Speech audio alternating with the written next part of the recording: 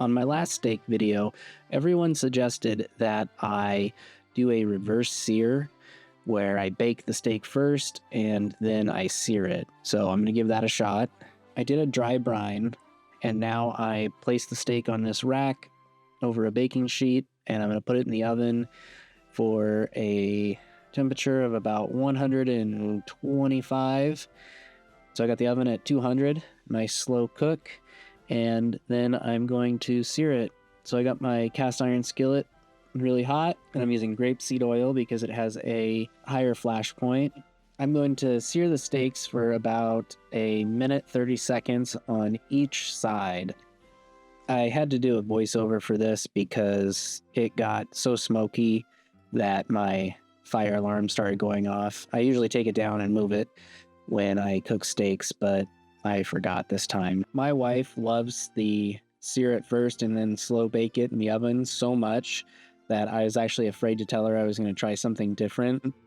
I've learned that the best way to cook steak is using a thermometer. I always have a thermometer in my steak when I'm cooking it. That way I know exactly what temperature it's at and when I need to pull it out of the oven. We really like the flavor of rosemary with our steaks, and so I've always just kind of put fresh rosemary in the pan when I cook the steaks.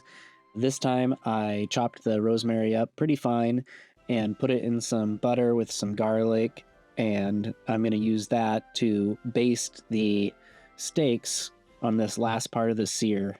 And so right there you can see I've added the butter in, and I'm going to let that start melting, and then I'm going to start basting the steak for the last minute or so of this cook. I've never done this method before, so I don't even know if I'm doing it right, but man, I mean, how can you kind of go wrong with butter on steak? So I'm pretty excited at this point. It smells really good because that rosemary is starting to cook a little and the fragrance is coming out.